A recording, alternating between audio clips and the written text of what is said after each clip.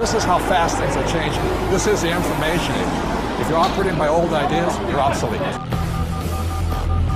You begin the game by, identifying your dream. I think that's really where it all starts.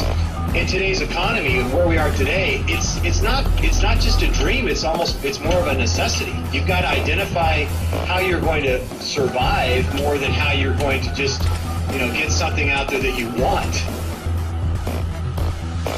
Here I am in New York City, financial capital of the world, surrounded by millions of people, most of whom will spend their entire lives working hard for money, but will have very little to show for it at the end of their life. How many people are pissed off? I hate being told what to do.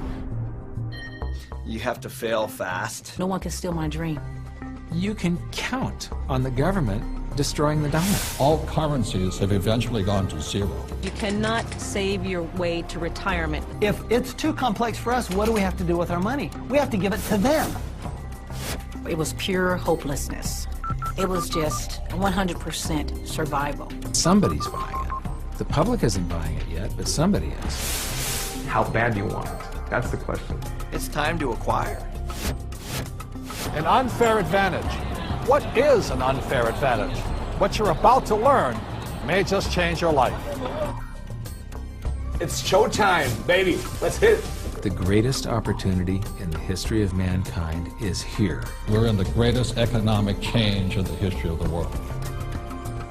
This is going to be the biggest wealth transfer in my lifetime.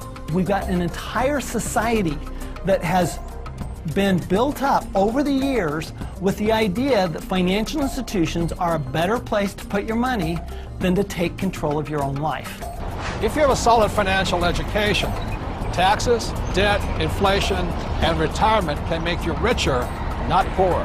The rich will get richer and the poor and middle class gone. I was around my brother who was a part of a gang, who ran a gang, and that's a lot like running a business. Most people run from problems, and the truth is that's where the opportunities are. This really is a perfect financial storm. So I am optimistic about the future. It's going to crash. The next big economic boom will not be from the internet or China or India, but will be from empowering women. A big part of success is failing so many times that you learn and learn and learn your lessons. Robert says all the time that if you're not being successful, it's because you're not making enough mistakes. People think that cash is like a safe place to be, a place to park your purchasing power. And I think cash is the worst investment that you can have. And if you follow an economist, you're in trouble. Okay, you want to have barely enough income to survive if you're lucky.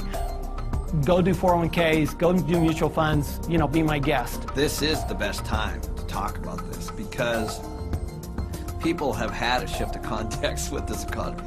To change your financial life often involves changing your mindset. It really is where it starts, is the attitude, it's the mindset, it's the decision that you're going to, take responsibility for your own financial life. Knowledge is money. Show business. When you think about show business, you always think about the show, right? Cameras and movie stars and makeup and glamour. But you never think about the business side of it because we don't have financial education. And I didn't learn that until 20 years down the road in my career.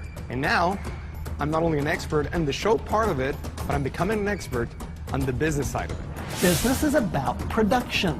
We can produce our way out of any problem. I was probably age 8 when I started thinking about millions. The very, very first step is you've got to select your dream, because taking control of your financial life starts with a dream. There's got to be a bigger purpose than just making money. If you don't have something that is bigger than you, a dream, a huge dream, you're going to quit.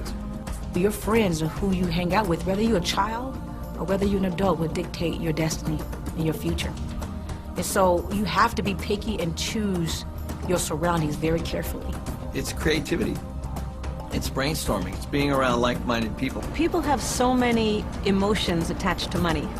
And it might be because of how their parents thought about money, or an experience they had around money that, they think it's evil, or they think rich people are bad people, and all of this stuff. But if you just break it down, money is just a tool to be used in this world. Everybody today uses money, like it or not. The absolutely fastest way to to put money in your pocket is to reduce your taxes. Gold and silver have been the safe haven asset for every second of the last 5,000 years. My real estate that we own, you know, through depreciation wipes out most of our taxable income. You know, it just makes so much sense to me, you know, and it's so much easier. I went to war to fight for capitalism. I fought for the freedom for a person like me who had nothing, to work hard, to use my brains, and to build a better life for myself and many other people. The problem isn't capitalism. The problem is laziness. People who expect something for nothing. The problem is greed. People who take more than they give. And the problem is ignorance, an education system that thinks that money is the root of all evil. It's ignorance, it's financial ignorance that has caused so much of this problem, not capitalism. It's not just a dream, it's more of a necessity. You've got to identify how you're going to survive